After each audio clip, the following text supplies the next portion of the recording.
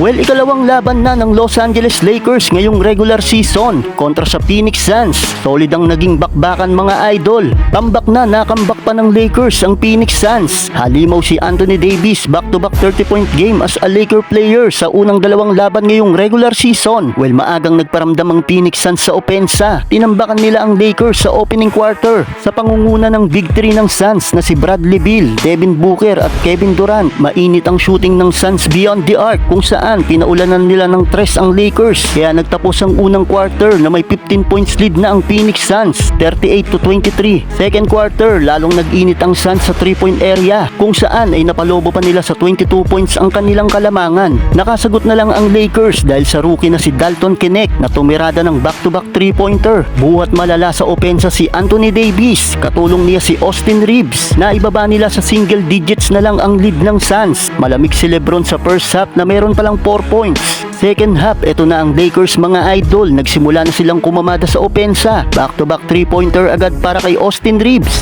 Sinigundahan pa ng dalawang tres ni LeBron. Attack mode na rin si The King sa ilalim ng basket. Nakuha na ng Lakers ang lead. Last quarter, pukpukan na ang naging laban. Nasa momentum na ang LA. Dalawang tres para kay Austin Reeves at D'Angelo Russell. Angat na sa double figure ang lamang ng home team. Well, pinilit pa naman ni KD na bumuhat sa opensa ng Suns. Yun nga lang, wala nang balak magpatalo si AD at LeBron. Take over sa dulo mga idol. Talo na, nakambak pa. Final score 123-116. Nagtala ng 35 points, 8 rebounds, 4 assists si Anthony Davis. 21 points si LeBron, 26 points naman si Austin Reeves. Well, 2-0 na ang Lakers ngayong regular season.